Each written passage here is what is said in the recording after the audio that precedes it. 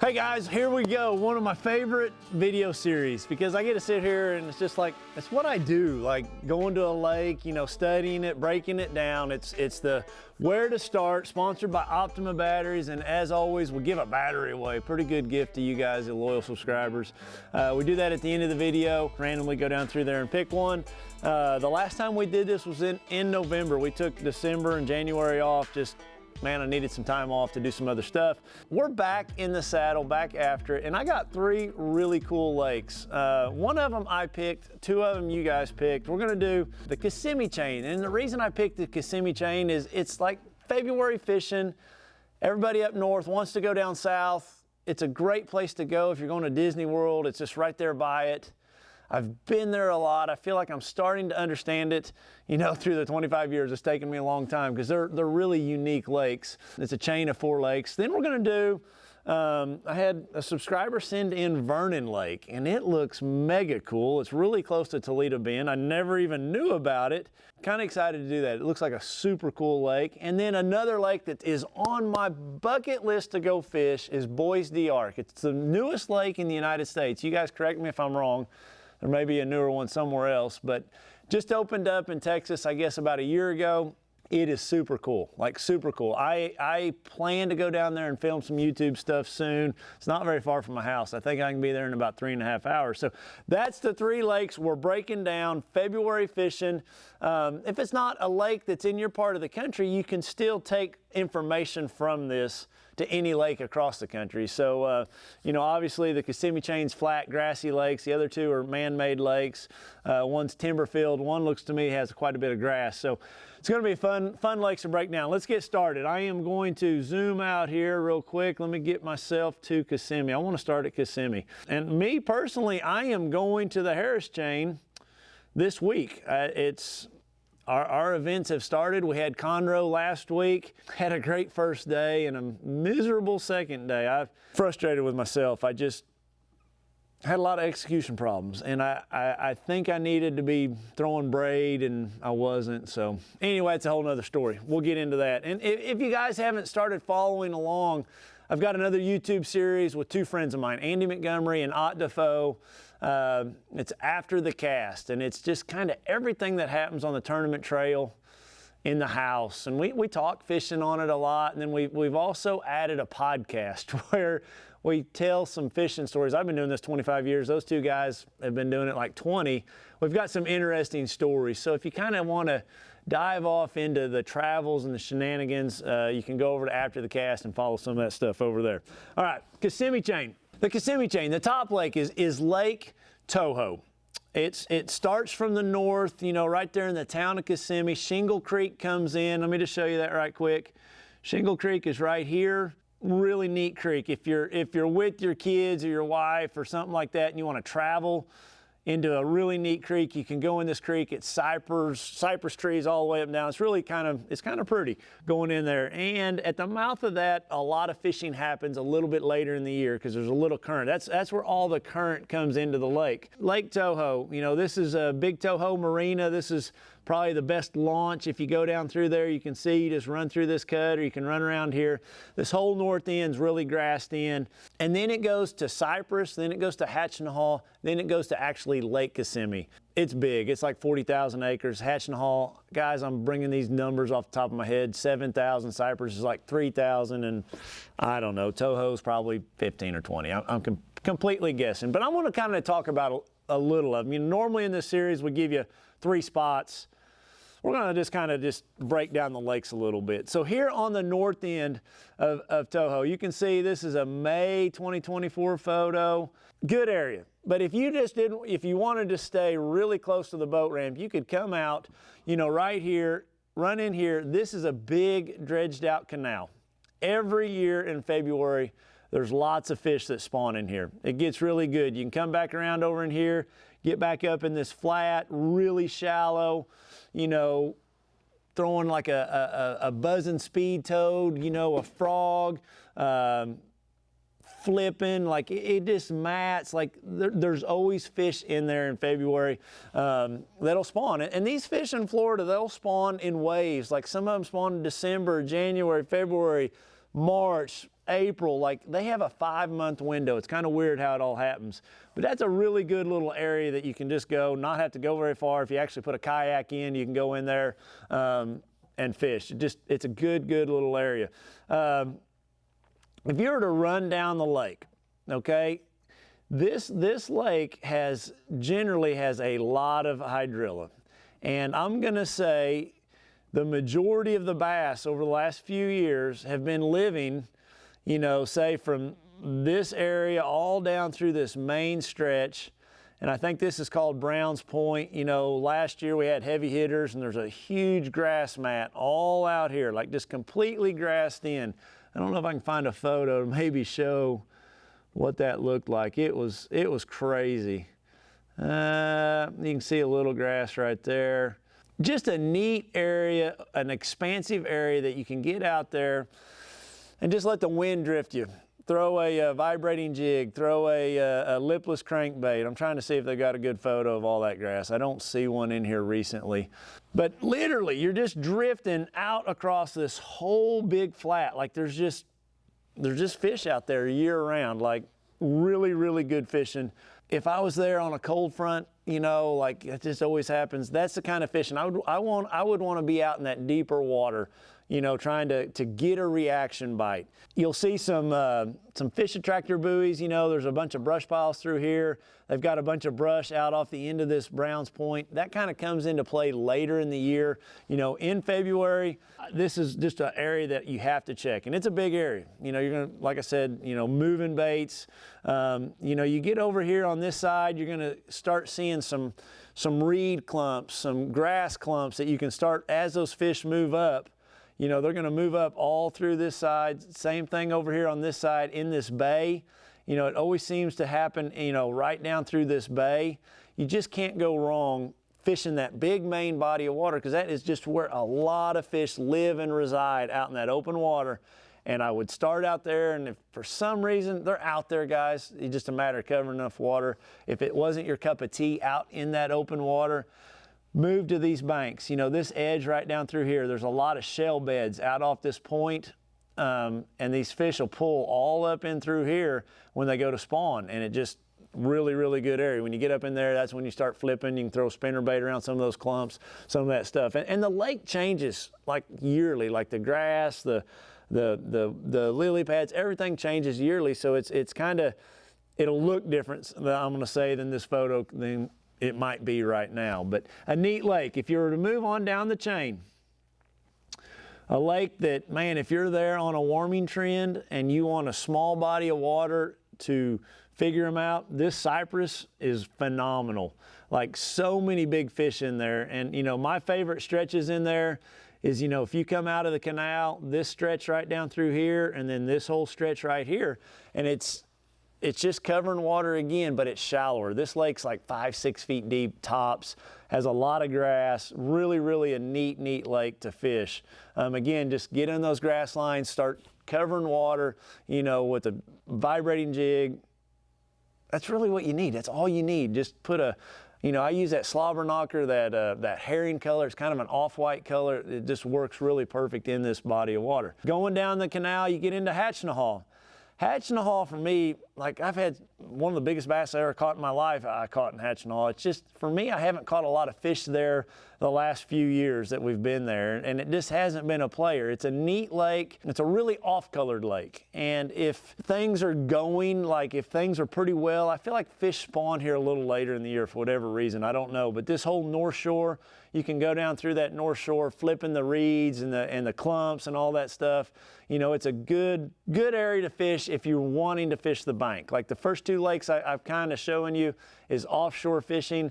This lake here, you could be, you know, fishing the bank. But for me, I'd pass it up and I would keep going down to this massive lake down here, Lake Kissimmee. This lake's amazing, big. It gets a lot less pressure than everything north of it because it's hard to get to. You either got to drive that direction, you know, the boat ramps down there, some of them are down dirt roads. It just gets a lot less pressure.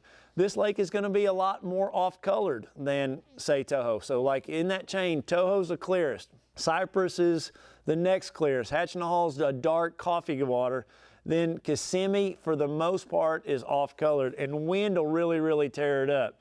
But you know, if you were to run out here, this cove right here, day in, day out, is just a producer. You know, a lot of times there's going to be shallow hydrilla all throughout this thing, you know, and I will go in here and I will put my trolling motor down and just start covering water, and you're going to have lots of arrowheads, you know, and I'm going to, you know, flip those arrowheads. I could use a swimming worm through them. Again, that vibrating jig out over that grass. This stretch can be really, really good. I mean, just super good. I don't know what else to say about it. Coming down this bank, these pockets right in here can be really good. And then you come on down the lake, this last stretch of it, you know, like in behind this island, some of this is good. And this area down through here, you know, if you got to think about current and shell beds and some of that stuff, you know, a lot of fish will reside in here, you know, as the year progresses. So they just move to the bank. I've caught them really good down this right-hand bank right there. There's a lot of hard bottom, a lot of arrowhead clumps down there. This lake, for me, in February, fish is shallow. If you're there, you know, and it's cold, you can find some offshore brush piles, and there is a lot of them to start idling around. You'll see all kinds of them. You know, from that hurricane, a lot of them are still sticking out of the water, you know, in this big bay right here. So you can find them in there if you're not getting them, if you're not getting the bites up on the bank. But that is a 30,000 foot overview of the Kissimmee Toho chain. Great chain of lakes, a lot of fun to fish. I can't say enough about it. You could go down there and catch a fish of a lifetime. I think I've given you like the best area on each lake to go fish in the month of February, so I hope that helps. All right, let's go to the next lake. Okay, the next lake, let's do Vernon Lake. Super cool lake, and for me it's a really cool lake because I've got a great photo that I can go back in time and tell you some areas to check. So when you go through this lake, let's find the most current photo real quick. It's got some grass. You can see right here, we got some really neat grass there. We've got a grass flat up there. We got some grass in the backs of these pockets. So February, fish spawning. I am going to focus in the backs of these pockets. So how are we gonna break it down just a little bit more? Let's go back and find this photo right here. I'm almost there, give me a second. Ah, right there. Check this photo out, super cool. Okay, water's low. Fish are going into the pockets. You know, everybody knows about the north-facing pockets. You can see this ditch right down through here really, really good. But when I pull up this pocket right here, I like it. And a couple reasons I like it. So if I go back to this most current photo, you can see it's got a good deep ditch. We got, I'm guessing these are lily pads or duckweed. I don't know. We got grass.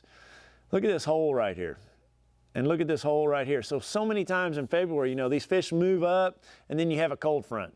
Well, they're gonna pull right back into that hole. They're just gonna be out in the middle of that hole. They're gonna be in this drain. You know, the start of February, you could catch fish going in and out of this drain on a jerkbait, on a lipless crankbait, you know, and then as the month progresses, you know, they're just gonna go up and spawn in that stuff, and fish are gonna cycle, you know, around it. But then I've got these depressions in here for that morning or that cold front when things have happened. I've had so many events, like you had a big cold front, just those fish will suck down in the bottom of those depressions. So let me show you those depressions when the water's gone.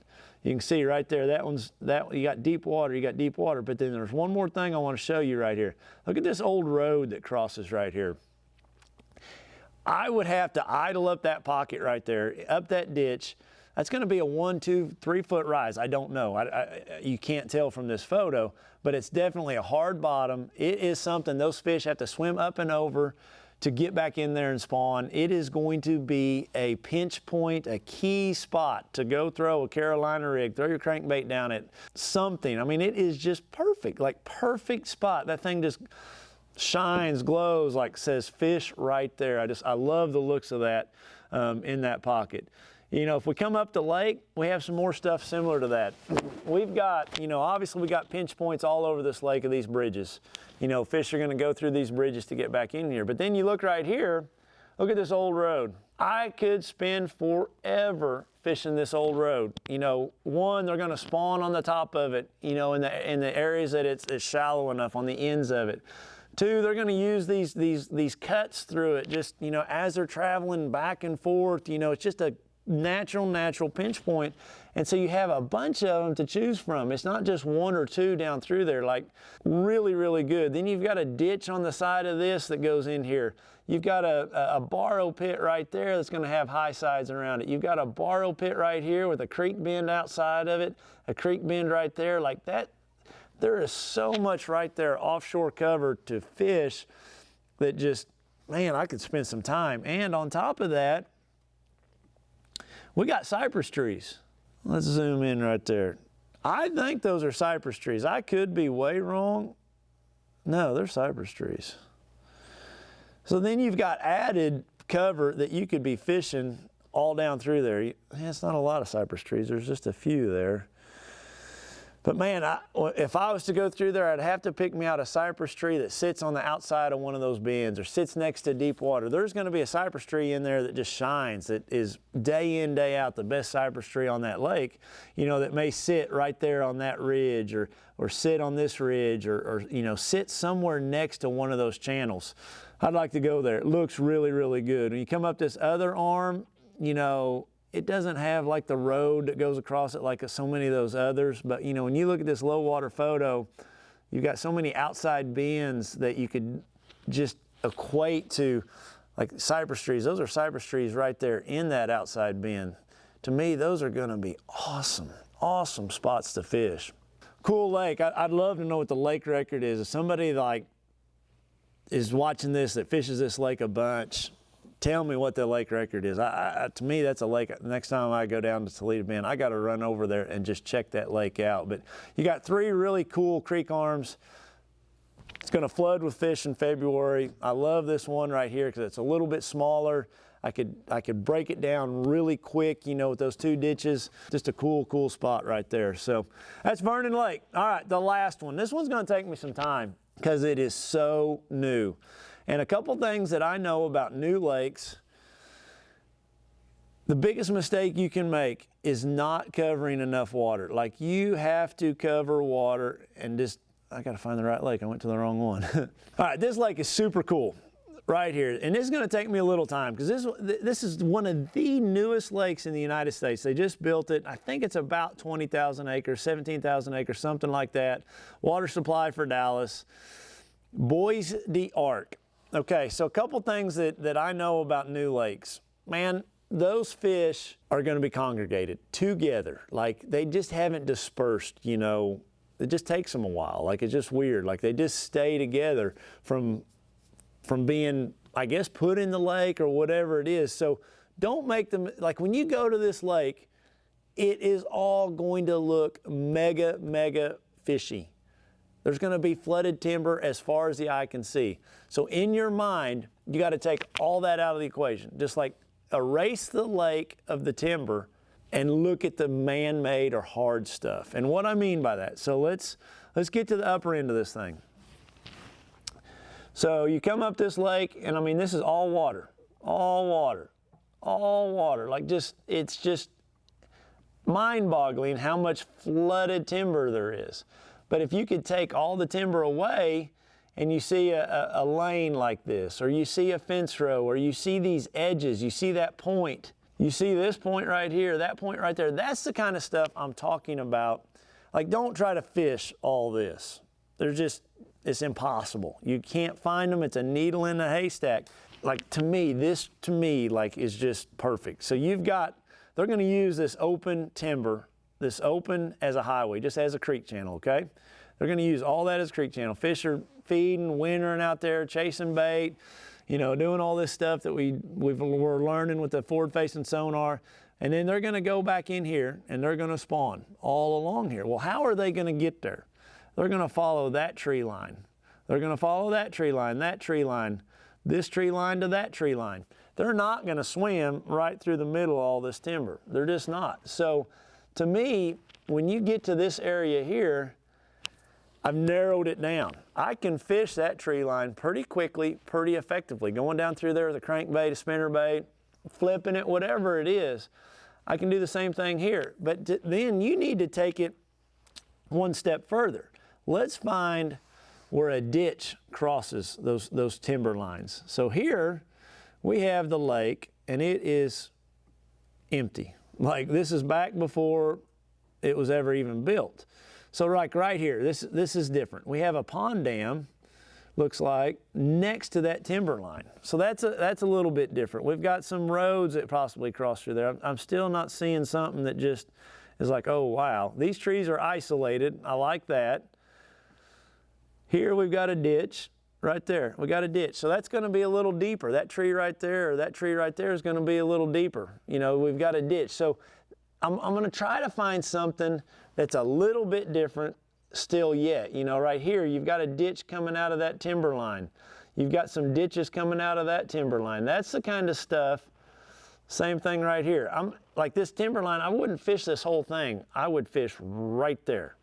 You know, 50 yards either side of it. Man, that's a flat old field right there.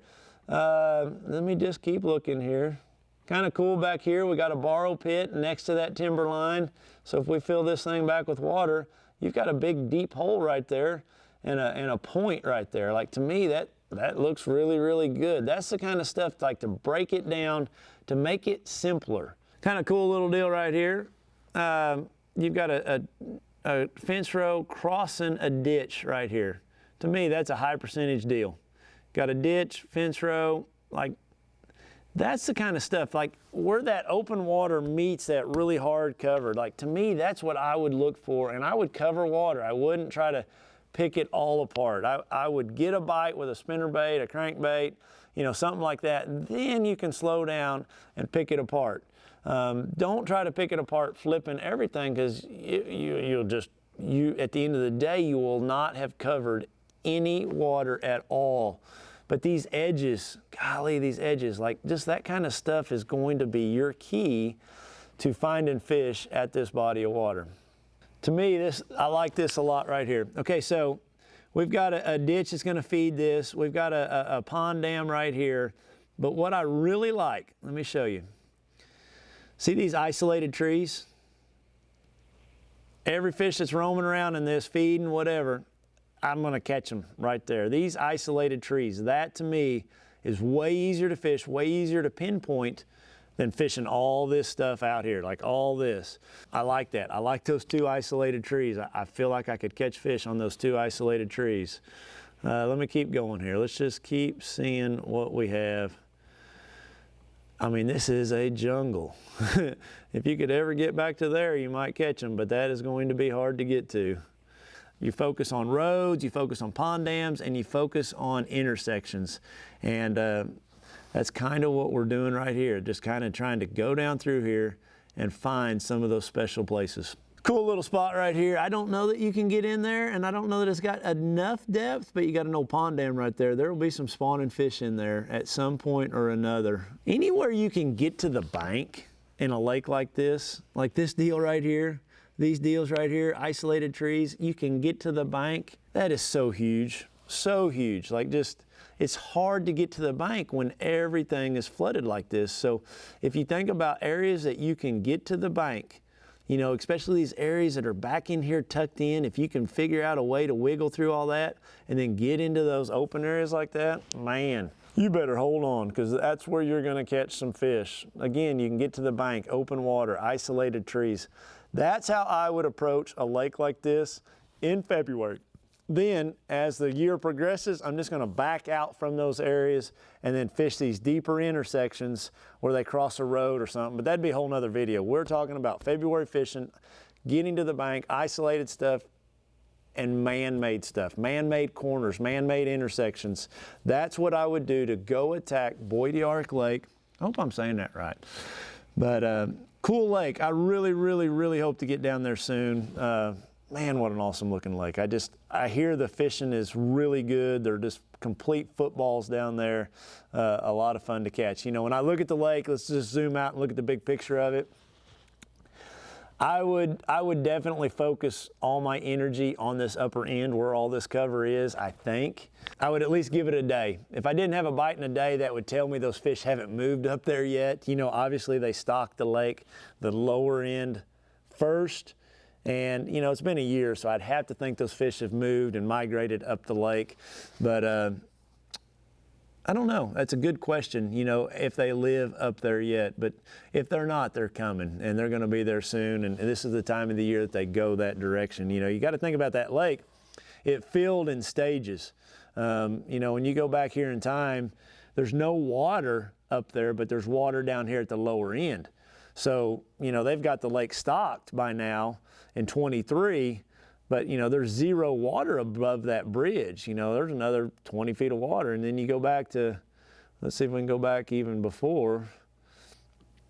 Well, in 17, there was zero water in it, like zero. Heck, I don't even see they started the dam. That's crazy. They built that thing fast. So there it is in 2020. The dam has started, but no water. So no place for fish to live yet. So those are brand new fish. 21, we got water in it. They've probably got some fish stocked in it in that lower end, and then they're just gonna move up it. So that's Bois D'Arc Lake, really cool lake. You know, I love it. I'm jealous that those people that have got to go fish it, it's on my bucket list. I wanna go there because it's just fun figuring out a brand new lake that's really has zero history. I don't have any maps of it yet, you know, so the only thing you look at is here on your computer. So I appreciate all the comments. Let's get to November's winner of where to start. All right, we randomly went down through there, and how you obtain your battery is you send an email to my website. We'll have a link here that you can go do that, and I send you a certificate for a blue top Optima battery. But H2O man _ fishing 2 months ago, he said, thanks for the info, always looking forward to it when these temps really start to drop. Time for some big bass and order some pecans for the holidays. So appreciate you supporting the pecan business and being a subscriber. You just want a new battery, buddy, so send me an email through my website and I will get you that certificate. It's that simple, guys. Just leave a comment, be a subscriber. When we do this again in March, we'll pick 3 more lakes. Leave me a comment on some lakes you want me to break down in the month of March. I will get it done. So I appreciate all the support, and man, I'm excited. 2025, fishing's here. It's really good. I caught a 715 last week, so that's my biggest fish so far for the year. And we are going to Florida. I might catch me a 10-pounder down there. So good luck to you guys.